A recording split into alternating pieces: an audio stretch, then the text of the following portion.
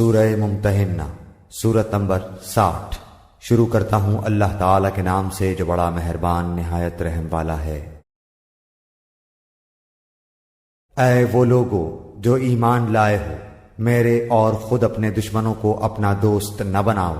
تم تو دوستی سے ان کی طرف پیغام بھیجتے ہو اور وہ اس حق کے ساتھ جو تمہارے پاس آ چکا ہے کفر کرتے ہیں۔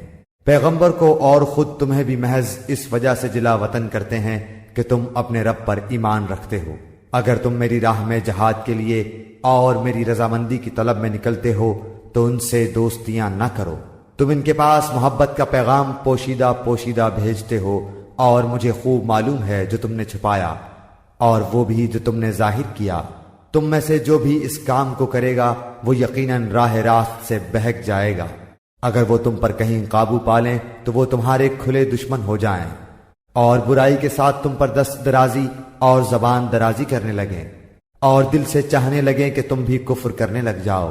تمہاری قرابتیں، رشتہ داریاں اور اولاد تمہیں قیامت کے دن کام نہ آئیں گی۔ اللہ تعالیٰ تمہارے درمیان فیصلہ کر دے گا اور جو کچھ تم کر رہے ہو اسے اللہ خوب دیکھ رہا ہے۔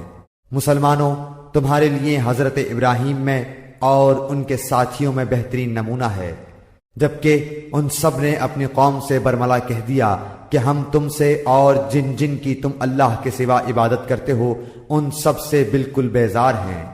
ہم تمہارے عقائد کے منکر ہیں۔ جب تک تم اللہ کی وحدانیت پر ایمان نہ لاؤ ہم میں تم میں ہمیشہ کے لیے بغض و عداوت ظاہر ہو گئی۔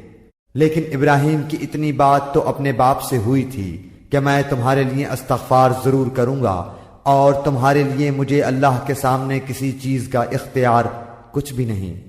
اے ہمارے پروردگار، تجھی پر ہم نے بھروسہ کیا ہے اور تیری ہی طرف رجوع کرتے ہیں اور تیری ہی طرف لوٹنا ہے۔ اے ہمارے رب، تو ہمیں کافروں کی آزمائش میں نہ ڈال اور اے ہمارے پالنے والے ہماری خطاؤں کو بخش دے۔ بے شک تو ہی غالب حکمت والا ہے۔ یقیناً تمہارے لیے ان میں اچھا نمونہ اور عمدہ پیروی ہے، خاص کر ہر اس شخص کے لیے جو اللہ کی اور قیامت کے دن کی ملاقات کی امید رکھتا ہو۔ اور اگر کوئی روگردانی کرے تو اللہ تعالیٰ بالکل بے نیاز ہے اور سزاوار حمد و ثنا ہے۔ کیا عجب کہ ان قریب ہی اللہ تعالیٰ تم میں اور تمہارے دشمنوں میں محبت پیدا کر دے۔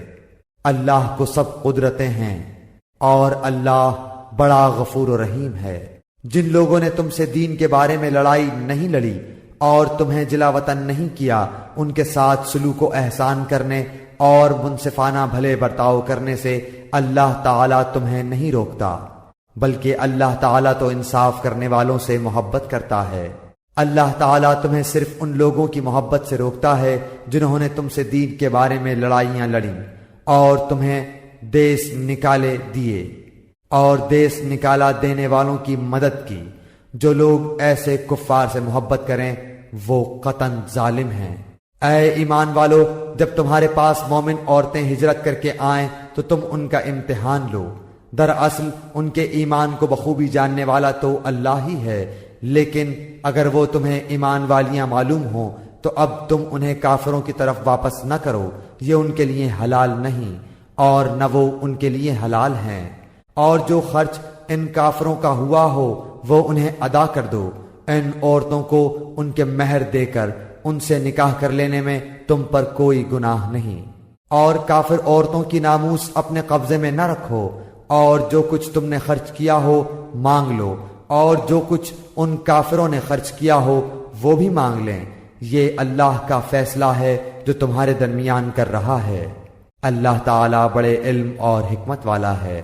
اور اگر تمہاری کوئی بیوی تمہارے ہاتھ سے نکل جائے اور کافروں کے پاس چلی جائے پھر تمہیں اس کے بدلے کا وقت مل جائے تو جن کی بیویاں چلی گئی ہیں انہیں ان کے اخراجات کے برابر ادا کر دو اور اس اللہ تعالیٰ سے ڈرتے رہو جس پر تم ایمان رکھتے ہو۔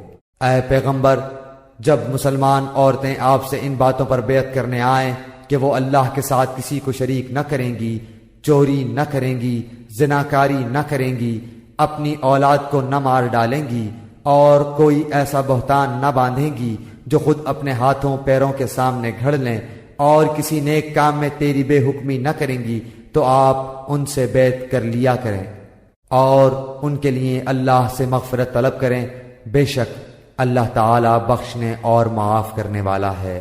اے مسلمانوں، تم اس قوم سے دوستی نہ رکھو جن پر اللہ کا غضب نازل ہو چکا ہے، جو آخرت سے اس طرح مایوس ہو چکے ہیں جیسے کہ مردہ اہل قبر سے کافر نا امید ہیں۔